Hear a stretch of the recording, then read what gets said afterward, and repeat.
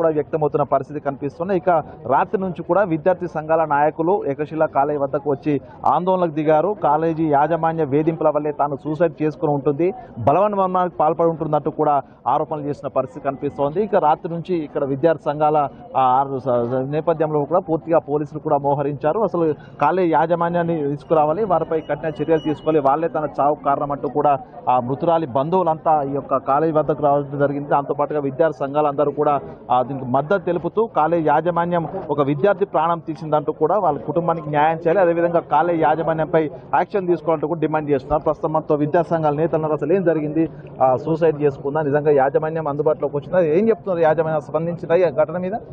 నిన్న రాత్రి 7 గంటలకు గుగులోతు శ్రీదేవ్ అనేటటువంటి ఒక విద్యార్థి ఏకశిల కళాశాల యాజమాన్యం ఒత్తిడి వల్ల ఐఐటి క్లాసుల పేరిట ఇవాళ ఒత్తిడి పెంచి ఆ విద్యార్థిని మానసికంగా వేధించడం వల్లనే ఇది దాదాపుగా మేము అనుకునేది ఏంటంటే ఇది ఏకశిల యాజమాన్యం చేసినటువంటి హత్యగానే మేము భావిస్తూ ఉన్నాం. ఎందుకంటే ఇక్కడ మేము అనేక సార్లు కూడా ఇక్కడ ఉన్నటువంటి డిఐఓ గారికి చెప్పినాం, ఎంఈఓ గారికి చెప్పినాం, డిఓ గారికి చెప్పినాం, కలెక్టర్ దృష్టికి కూడా తీసుకెళ్ళినాం ఎన్నోసార్లు. దీనికి ఎలాంటి అనుమతులు లేవు, అనుమతులు లేకుండా హాస్టళ్ల పేరిట ఇవాళ కళాశాలలు నడిపిస్తూ ఉన్నారు. కనీసం ఇలా గ్రౌండ్ లేకుండా ఎలాంటి వసతి సౌకర్యాలు కల్పించకుండా ఇష్టం వచ్చినట్టుగా కళాశాలకు అనుమతి ఇవ్వడం వల్లనే ఈ హత్యలు జరుగుతూ ఉన్నాయి. ఇలా తిరుపతి రెడ్డి గారి నిర్లక్ష్యం వల్ల ఇవాళ కనీసం వాళ్ళ తల్లిదండ్రులకు కూడా తెలియకుండా, ఇవాళ ఈ పోలీసు యంత్రాంగానికి తెలియకుండా, అధికారులకు తెలియకుండా మభ్యపెట్టే ప్రయత్నం చేసిండు తిరుపతి రెడ్డి. 7 గంటలకు చనిపోయినటువంటి శ్రీదేవిని ఇలా వారి తల్లిదండ్రులకే 9 గంటలకు తెలియజెప్పిందంటే దీని మధ్య అంతర్యం ఏందో మీరు ఒకసారి గమనించాలని కూడా నేను తెలియజేస్తా ఉన్నా. తెలంగాణ సమాజమా హనుమకొండలో దాదాపుగా ఇది ఒక 5వ హత్య. ఇవాళ రాష్ట్ర ముఖ్యమంత్రి రేవంత్ రెడ్డి గారు వచ్చిన తర్వాత మీ ప్రభుత్వం మారుతుంది, విద్యార్థులు ఆత్మహత్యలు తగ్గుతాయని చెప్పి మేము భావించినాం. అనేక ఉద్యమాలు చేసి అనేకంగా విద్యార్థులకు అంతా ఏకమై ఓట్లేసుకొని గెలిపించుకున్నాం. కానీ ఇవాళ విద్యాశాఖ మంత్రి లేకపోవడం వల్ల, ఇక్కడ సరైనటువంటి డిఐఓ గారు లేకపోవడం వల్ల, అక్రమంగా డబ్బు సంపాదన కూడబెట్టుకోవడంలో లక్ష్యంగా అధికారులు పనిచేయడం వల్లనే ఇలాంటి ఆత్మహత్యలు జరుగుతున్నాయి. కాబట్టి ఈ ఆత్మహత్య కారణమైనటువంటి తిరుపతి రెడ్డి గారిని వెంటనే క్రిమినల్ కేసు నమోదు చేయాలి. అనుమతులు లేనటువంటి కళాశాలలు ఏవైతున్నాయో ఏకశిలకు 2 పర్మిషన్లు ఉన్నాయి, మొత్తం కూడా 12 నడుపుకుంటా ఉన్నారు. కాబట్టి వీటన్నిటిని కూడా ఏకశిల విద్యా సంస్థలు మూసివేయాలని ప్రధానంగా డిమాండ్ చేస్తా ఉన్నాం. అదేవిధంగా ఇవాళ ఏదైతే విద్యార్థి ఉన్నదో ఆ కుటుంబానికి ₹1 కోటి ఎక్స్గ్రేషన్ ప్రకటించాలని చెప్పి రాష్ట్ర బీసీ విద్యార్థి సంఘం డిమాండ్ చేస్తా ఉన్నది. లేని పక్షంలో పెద్ద ఎత్తున డిఐఓ ఆఫీస్ ముందర, కలెక్టరేట్ ఆఫీస్ ముందర, ఈ యొక్క ఎమ్మెల్యే, స్థానిక ఎమ్మెల్యే, మంత్రుల ఇండ్ల ముందర, కార్యాలయం ముందర పెద్ద ఎత్తున ఆందోళన కార్యక్రమాలు కూడా విద్యార్థి సంఘాల బాధ్యులుగా చేస్తామని కూడా రాష్ట్ర ప్రభుత్వానికి హెచ్చరిస్తా ఉన్నాం. నా పేరు ఆర్గ నారాయణ, బీసీ విద్యార్థి సంఘ రాష్ట్ర ఉపాధ్యక్షునికి అక్తి యూనివర్సిటీ ఇన్ఛార్జ్. విద్యార్థి సంఘాల డిమాండ్ ఈ విధంగా ఉంటే ప్రస్తుతం ఆ మృతురాలు శ్రీదేవి సంబంధించిన తండ్రి ఉన్నారు. అసలు మీ కాలేజీ యాజమాన్యం ఫోన్ చేసి చెప్పిందా, ఏమని చెప్పారు సార్? మాకు ఇప్పుడు మా బిడ్డ మంచిగా చదువుకుంటా 2-3 లక్షలు కట్టినా, ఇలా కడితే చచ్చిపోయింది, అది సాగు కొట్టినారో ఊరి పెట్టి చంపినారో అయ్యే చీరలు వేసిన నాకు ఇంతవరకు ఇప్పుడు చెప్పలేదు సార్. నా పేరెస్కు ఇంతవరకు ఫోన్ చేయలే. అయితే మా పెద్ద బిడ్డ గురించి చెప్పిన రాత్రి 9-10 గంటల చెప్పినట, మేము 2 గంటల ఈడ వచ్చినా ఎక్కడాడితే మా బిడ్డ ఇంతవరకు మొక్కలు చూపెడతలేదు. చెప్పారు 9 గంటలకి 9 గంటల వస్తే అది బితింగ్ ఆడతలేదు. మేము హాస్పిటల్ వేస్తున్నాం. అయితే ప్రైవేట్ హాస్పిటల్ నేను ₹1,00,000 వేస్తా అని మా పెద్ద బుజ్జి చెప్పింది. అయితే మేము తీసుకోపోతా అన్నారు. ఎంజిలా చావ కొట్టి అలా వేసి ఇంతవరకు వాళ్ళు ఫరారు అయినారు. ఇంతవరకు మాకు దొరకలేదు సార్. వింధ్య దొరకలేరు, తిరుపతి సార్ దొరకలేరు మాకు. ఆమెకి ఏమన్నా నిజంగా వ్యాధులు ఉన్నాయా? వ్యాధులు ఏం లేదు సార్. వాళ్ళు చెప్తారు సార్ లోయల పబ్లిక్ స్కూల్ ఇంకోటిగా 7-8 సంవత్సరం చదువుకున్నది. ఇక్కడ నుంచి లోయల పబ్లిక్ స్కూల్ అది సార్ ఉన్నాడు, అక్కడ పోయి కనుక్కొని మా బిడ్డకి ఏమైనా వ్యాధి ఉంటే నేను తిరుపతి సార్ వదిలిపెట్టి ఇక్కడనే పనాన వదిలిపెట్టబోతా. నేను ఇంతవరకు ఒక గోళీ కూడా మింగలే మా బిడ్డ. వీళ్ళు ఒక్కని చూసి ఏం ఆగం చేసినారో, ఏ ఊరి పెట్టినారో, ఇట్లా ఊరి పెట్టి అక్కడ ఏ చీరలు వేసినారో, ఏ కుంటలు వేసినారో ఇంతవరకు నా బిడ్డ ఎక్కడో నాకు చూపెడతారు. మీకు దండం పెడతా, నా బిడ్డకు నాకు చూపెడితే నేను బతికిచ్చి తోలిపోయినా, నా బతికిన బిడ్డ నా ఇంట్లో పెడితే నేను తీసుకొని పోతా. తిరుపతి సార్కు రూపాయి తీసుకొని కొట్టెను, తిట్టెను. నేను ఒక 200 మనిషిని తీసుకొని వచ్చిన, ఇలా పొద్దున తీసుకు నా బిడ్డ నేను బతికి చిన్నగా ఎత్తుకొని పోతా. నాకు 2 ఆడపిల్లలయ్యా, నాకు కొడుకులు లేరు. నిజంగా అసలు ఆమె చూపించిర్రా? ఆమె చనిపోయిందా? మీకు బాడీని చూపించిర్రా? మరి ఏందో మరి వీళ్ళు ఎక్కడ దాచిరో మాకు కూడా మా బిడ్డను చూపెట్టాలని మేము పోరాడుతున్నాం. అదే అసలు ఎందుకు వచ్చింది ఇక్కడికి? మీ పాప కోసం వచ్చిర్రా? లేకపోతే వాళ్ళతో మాట్లాడాలని వచ్చారా? ఎందుకు వచ్చింది ఇక్కడ? పాప చచ్చిపోతే కొంచెం మసలాప చెప్తే రాత్రి 2 గంటల చేసినారు. సిఐ సార్ ఎస్పీ సార్ చేసిండు. చెప్తే మేము వచ్చినాం. వస్తే ఇంత ఆడితే మా పిండియా దొరకలేదు, మా బిడ్డ దొరకలేరు. అయితే ఏదైనా పిండియా చూస్తా ఉంటే పిండియా కూడా దొరకలేదు. అయ్యా మీకు దండం పెడతా, మా బుజ్జి ఏడా ఉందో సిరిదేవి మాకు ఇస్తే వెళ్ళిపోతా. పోలీసులకు పిటిషన్ రాసి ఇచ్చారా మీరు? ఏడయ్యా ఇప్పుడే వచ్చినాయ్యా, మాకు తెలియదు. ఇక్కడ వచ్చి మరి ఎక్కడ బిడ్డ అంటే పోలీసులకు అడ్డం పెట్టిండు. పోలీసులు పోతలేరు. మా బిడ్డ లోపల ఉంది చూస్తా అంటే పోలీసులు పోనిస్తలేరు.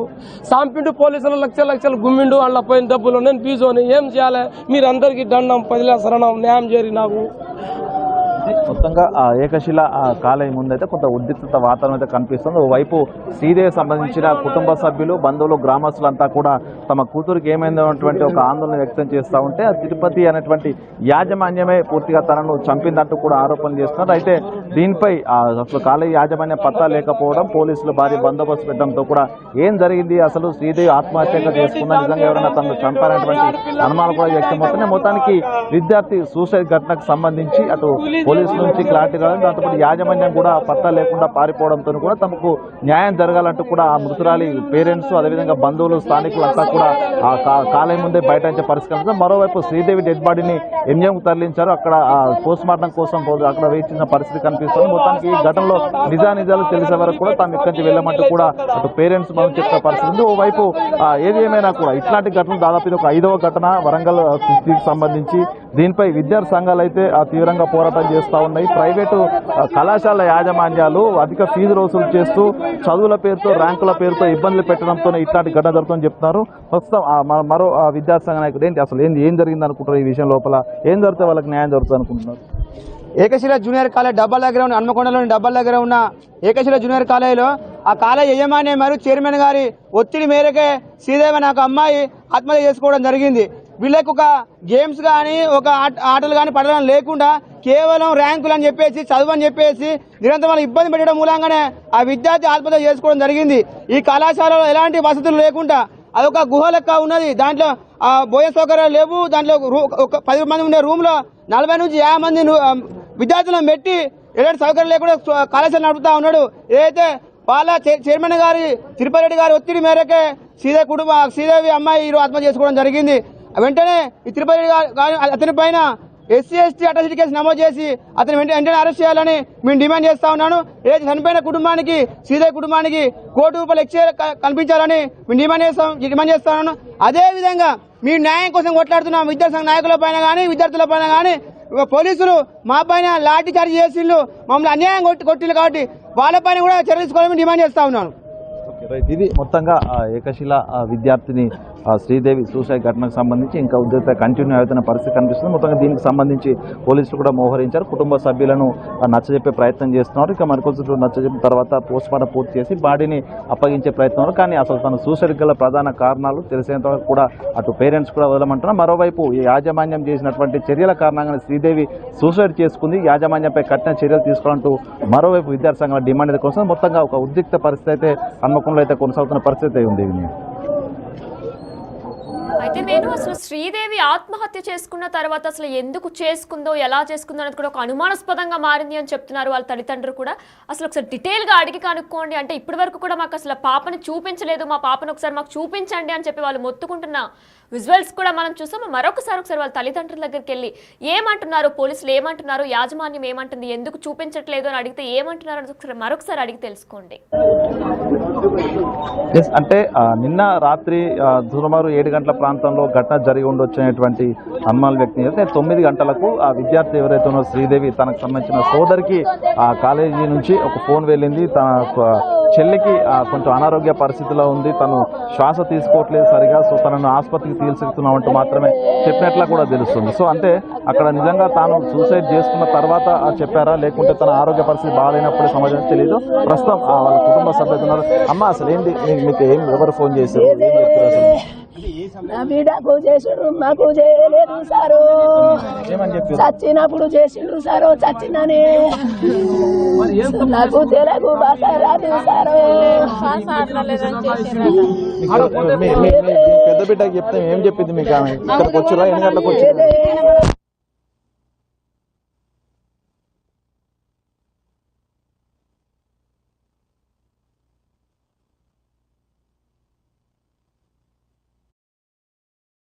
నాకు ఫోన్ చేసి తను ఉరేసుకుందన్న ఇన్ఫర్మేషన్ ఇవ్వలేదు. తను కళ్ళు తిరిగింది, పడిపోయింది, సివియర్ ఉంటే తీసుకొచ్చినాం అన్నారు. దాని తర్వాత ఇక్కడ ప్రైవేట్ హాస్పిటల్ ఎక్కడ అవైలబుల్గా లేదన్నారు. ఇప్పుడు 8 అవుతుంది సార్ మీకు నేను మనీ కావాలంటే మనీ పంపుతాం, మేము సివియర్ ఉంటుంది అంటున్నారు కదా, గవర్నమెంట్ హాస్పిటల్లో వేయకండి తనని, మీరు ప్రైవేట్ హాస్పిటల్ ఎక్కడైనా వేసి ఫస్ట్ ఆక్సిజన్ వేయండి, ఆక్సిజన్ అందట్లేదు అంటున్నారు కదా అనేసరికి ఒక 7 సార్ కాల్ చేసింది సార్. నాకు కాల్ చేసారే సివియర్గా ఉందిరా, ఇప్పుడు ప్రైవేట్ హాస్పిటల్లో తొందరగా తనని జాయిన్ చేసుకున్నారంటే సార్ ప్రైవేట్ హాస్పిటల్లోనే తొందరగా తీసుకుంటారు, గవర్నమెంట్ హాస్పిటల్ క్యూలో ఉంటుంది సార్ అనేసరికి సార్ నా మాట వినలేదు. అరే మేము ఇక్కడ ఎంజిఎంకి వచ్చేసినాం, ఎంట్రీ అయిపోయినాం, ఇప్పుడు మళ్ళీ వెళ్ళాలంటే కొంచెం సివియర్గా ఉంది వెళ్ళలేము అనేసరికి వెళ్ళిళ్ళు సార్. వెళ్ళిళ్ళు ఒక 5 మినిట్స్, ఒక 3-5 మినిట్స్ అయింది.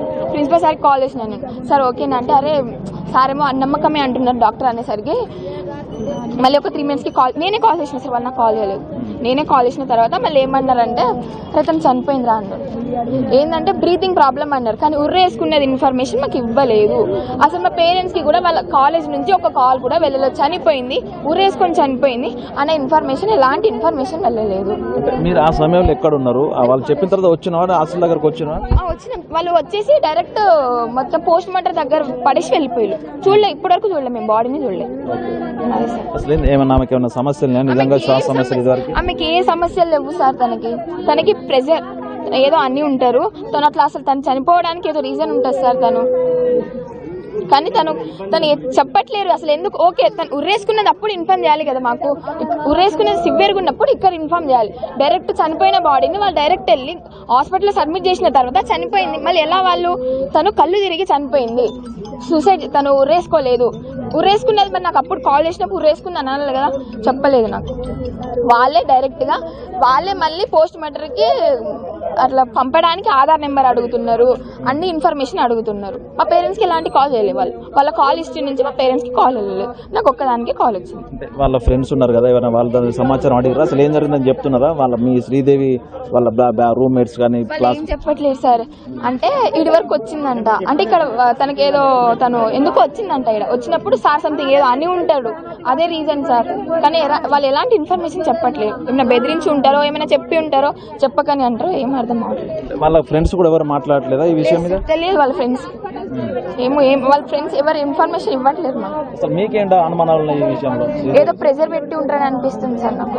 ఏం కావాలి అసలు మీకు? ఏం న్యాయం జరగాలి? మాకు న్యాయం కావాలి సార్. ఇది మొత్తంగా శ్రీదేవి సోదరి నిన్న తనకే ఫోన్ చేశారు, తను అనారోగ్యం ఉంది, తను పూర్తిగా శ్వాస ఇబ్బంది పడుతుంది, హాస్పిటల్ తీసుకెళ్లాలంటూ ఫోన్ చేసి 9 గంటల ప్రాంతంలో ఫోన్ చేశారని చెప్తున్నారు. సో అయితే వాస్తవానికి అప్పటికే శ్రీదేవి సూసైడ్ చేసుకుంటుంది, అప్పటికి చనిపోయిన తర్వాత సూసైడ్ చేసుకుంది అనే విషయాన్ని చెప్పకుండా తను అనారోగ్యంగా ఉంది, తన హాస్పిటల్ తీసుకెళ్లాలంటూ ఒక ఇన్ఫర్మేషన్ మాత్రమే ఇచ్చారు. కానీ ఆ శ్రీదేవి తన తల్లిదండ్రులకు కూడా తను అనారోగ్యం కారణంతో ఉండొచ్చు, హాస్పిటల్ అడ్మిట్ చేయండి, మేము కూడా వస్తున్నాం, ఎంత ఫీజు అయినా కడతాము అంటూ కూడా చెప్పారు. కానీ అక్కడ వాళ్ళు చెప్తున్న దానికి జరిగిన విషయానికి పూర్తిగా విరుద్ధంగా ఉన్నాయి. సో అంటే అప్పటికే తాను సూసైడ్ చేసుకుని చనిపోయింది. సో ఆ బాడీని తీసుకెళ్లి ఎంజిఎం మార్చిలో వేసి పోస్ట్ మార్టం కోసం సిద్ధం చేశారు. కానీ తన కుటుంబ సభ్యులకు మాత్రం తాను అనారోగ్యంగా ఉంది, తన ట్రీట్మెంట్ చేపిస్తున్నామంటూ చెప్పి ఒక తప్పించుకునే ప్రయత్నం కూడా చేశారు. అంటే రెండు విరుద్ధంగా, అంటే నిజంగా యాజమాన్యం కారణమైందా ఆమె సూసైడ్కి, లేకపోతే ఇంకా వేరే ఏమైనా బలమార్మానికి వాళ్ళ కారణమేరో కూడా తెలియాల్సింది. అయితే ఈ ఘటనలో పేరెంట్స్ కి అసలు విషయం జరిగిన విషయం చెప్పకుండా నిజంగా తను ఎందుకు ఆ ఇబ్బందులు పడుతుంది, హాస్పిటల్ అడ్మిట్ చేయాలంటూ చెప్పారు ఎందుకనేది కొంత అనుమానం అయితే రేకెత్తింది. అయితే ఈ ఘటన లోపల పోలీసులు కూడా ఈ ఘటనకు సంబంధించి ఎటువంటి విషయాలు వెల్లడించకపోవడం, విచారణ జరుగుతుందని చెప్పడం చూస్తుంటే మాత్రం కొంత యాజమాన్య ఒత్తిడి పోలీసులపై కూడా పనిచేస్తుందని చెప్పొచ్చు. ఇక మరోవైపు ఈ ఘటన లోపల అటు యాజమాన్యాన్ని కాపాడే ప్రయత్నం చేస్తున్నారంటూ పోలీసులపై, అదేవైపు యాజమాన్యానికి వ్యతిరేకంగా కూడా ప్రస్తుతం ఇదే కాలేజీ వద్ద ముందు బైఠాయించి విద్యార్థి సంఘాల నాయకులంతా కూడా వచ్చి ఆందోళన అయితే కొనసాగిస్తున్న పరిస్థితి కనిపిస్తోంది. ఇక ఎటువంటి అవాంఛనీయ ఘటన జరగకుండా పోలీసులు ముందస్తుగా మోహరించి